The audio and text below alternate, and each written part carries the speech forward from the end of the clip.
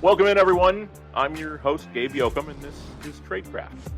On the podcast, I talk to people who are incredibly good at what they do. Together, we take a deep dive into the distilled passion that makes successful people successful.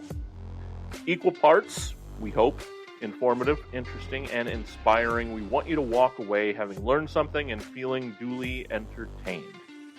To that end, an avid comic reader from the age of 10, my guest today eats, breathes, and sleeps comics, though his career wasn't set on that trajectory from the start. Cutting his teeth in the world of IT, Mike Negin found himself within huge IT departments for multinational banking conglomerates, gargantuan pharmaceutical companies, and eventually led a unit for the city of New York, and you don't get much bigger than that. As is often the case, passion dictated destiny, and Mike found himself in a rather unique position.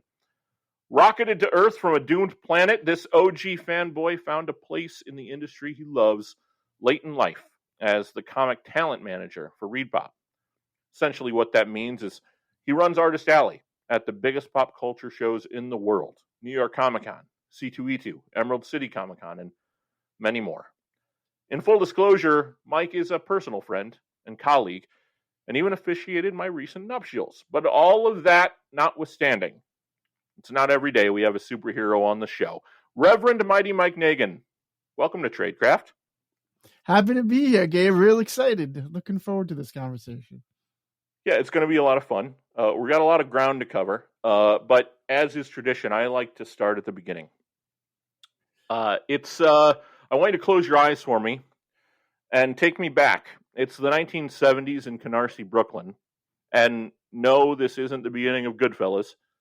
Young Mike Negin walks into a comic shop. First, why? And second, why didn't you ever leave? That's an excellent question. So it really all started, interestingly enough, in the second grade. I could not read. I was in danger of getting left back. I really had difficulty reading, and I was in like a remedial class, and my mother was worried about me getting left back. So she had a conversation with the teacher, and the teacher was basically like, why don't you got to get him something that he's going to love to read and get him involved in something. And she's like, comic books. Kids love comic books. The teacher's name, Mrs. Sklar. I haven't seen Mrs. Sklar since the second grade. God knows where she may be to this day. Hopefully she's still with us. But she is responsible for good or for bad. She is basically responsible for all this. So my mother went to the corner store. We had a newsstand on the corner of where we lived. She picked up a couple of comic books for me, and I loved it. I did. I loved the art. I loved the stories, the superheroes, the bright colors, the whole nine yards. I was at an age where there was some really cool merchandising. There was Mego figures and there was Underoos, and I got to dress up as like my favorite superheroes and jump off the dresser onto my bed with a towel wrapped around my neck, and superheroes became my life. So in the 10th grade, by the 10th grade, by the 4th grade, I was 10 years old. I met a friend in the 4th grade. By that time, my reading had gotten so good that I was now in the honors class. So I entered this honors class for the first time. I started making new friends. And there's another kid by the name of Mike, who's actually still one of my best friends to this day. We start talking about comics. He reads comics. I read comics. I'd never met another person who read comics. And he's like, well, I'm going to go to the comic book store this weekend. And I was like, what are you talking about? Like, you mean the supermarket or the corner store or the candy store? We had a candy store that sold comics. And he's like, no, there is an actual store in the neighborhood that sells just comics. And my mind was blown. And I was like, can I come? And he's like, yeah, come. So sure enough, we made our my first adventure to Canarsie Books and Comics on Avenue M in Brooklyn, New York, Canarsie. And it's in the name, Canarsie. And Jerry Kanowitz and his wife, Harriet, who had opened up this little mom and pop shop actually in the late 70s, was there. And it was like walking into Oz. It was Emerald City, when in the Wizard of Oz, it goes from black and white to color. When I walked into that store for the first time, my world was now in color. It was this small, tiny, dingy little store with hundreds of comic boxes and stacks of old paperback books and faded posters in the window of Superman and the X-Men, and I ate it all up. I couldn't believe it. So what had happened is I had asked Jerry, for some recommendations. I told him some of the stuff that I had been reading. I was mostly reading at the time, like Batman and some Superman. And he said immediately, he was like, you got to start reading the X-Men. X-Men is the best thing. The best book out now is the X-Men. So I was like, okay. And I started flipping through it, and it was really cool. But it just so happened to be a month or a month and a half after New Teen Titans #1 came out, which was, if I remember correctly, it was August of that year. So this was like mid-September. And I started flipping through it, and I picked it up mostly because I saw Robin, right? I was reading Batman. I was picking most of that stuff off the stands, and I knew Robin. Like, okay, this is a character I know. Let me pick this up. And I just started flipping through it, and the art was just, it instantly hit me. I instantly identified with the style, and I was like, I'm gonna pick this up. This is the one I'm gonna. And it was funny because Jerry was like, no, you don't want this. This is gonna be nothing. You want X-Men. You want to pick up X-Men, and I'm like, yeah, if I like this, I'll come back for more. And he's like, okay. So I picked up that, and if I remember, I picked up a couple of Superman books, another couple of Batman books, because when you go to a corner store, especially in the 80s, you weren't guaranteed to get those books every month. You walked in, you got issue 400. A month later, you were lucky to walk in the store and 401 was there. If somebody didn't pick it up because they only got 2 or 3 copies, maybe. Or if you just happen not to stop in the store. So I had a couple of holes. So I picked up a couple of things to fill in some holes. I went back to my apartment, sat down, read the New Teen Titans #1, which for anyone who does not know, it's a comic book about teen superheroes and sidekicks. And it not only did now, after the art grab me to pick it up, but the story really grabbed me. Like these weren't just superheroes. Like I had read all these superhero comics, Spider-Man. I was big into Marvel Team Up, I remember. But there was no real stories. There was just battles, good guys versus bad guys type of stuff. And this was about teenagers' lives and their angst and their worries and their insecurities. And it was all wrapped up in this gorgeous art. And I identified with, I was young, but I still identified with young heroes, not sure about their place in the world. And I knew from that moment on, like, I was in. I just knew it. And I bought my first bag and board, because previously when I would buy comics, I'd roll them up, I'd put them in my back pocket, I'd throw them in a drawer, I'd throw them under the bed. But when I went to the comic book store, Jerry had said, did you want bags and boards with this? I was like, what are you even talking about, old man? Like, put a comic in a bag. Why would you want to do that? And I kind of laughed it off. But as soon as I got home and finished that book, I was like, I want to keep this forever. And I knew why.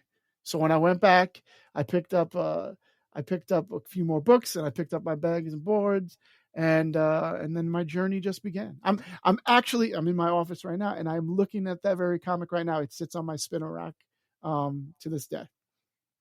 So it's I have since gotten it signed by George and Marv, and interestingly enough, they've kind of become friends of mine over the years through the industry. And I tell George all the time, I cannot thank him enough, and I cannot blame him enough. It's his fault. So I'm sure he very much appreciates that. He laughs. It's interesting because we'll get to your relationship with artists and writers a little bit later on. But anyone who knows you, Mike, or anybody who you're around for more than 10 minutes starts to understand your love of Superman. We talked about Teen Titans, but what is it about the character that spoke to you initially, and why, like a lot of other kids who love comics, have you never outgrown him? Superman. Well, it goes back to my childhood, basically. It's like I was my father left when I was an infant. I was raised by my mother. I didn't have a male role model at all in my life, at least at that stage. Um, and reading Superman, he was the ideal to me.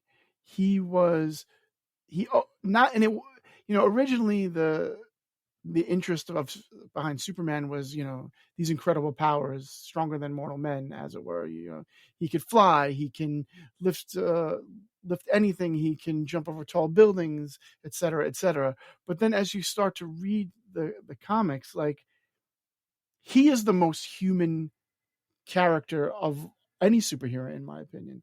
And I felt that from a very young age. Like, he always set the ideals that anybody, whether you have great powers or great responsibility or whoever you may be, that you want to aspire to. You want to aspire to be Superman, not because he could stop a locomotive with one hand, not because he can fly around the sun. It's because he's always trying to do his best. He's always trying to inspire people to do their best. And that just resonated really hard with me. And it has for my entire life. We all feel at some point in our lives like we can do more, we can do better, we can help people, no matter what abilities we may have. Obviously we're not superhuman, but like, I've watched humanity, and I've seen the people that have the most to lose give the most of themselves, and it's inspiring to me. Like, those type of things inspire me. They do their best every day to be better people, when everything in the world tells them that they don't necessarily need to be. No one would fault them for not being. So Superman is kind of that same way. He has these great powers. Anyone could imagine he would take over the world. He would become emperor of planet Earth. And instead, he feels that his powers are better served by protecting humanity and inspiring humanity.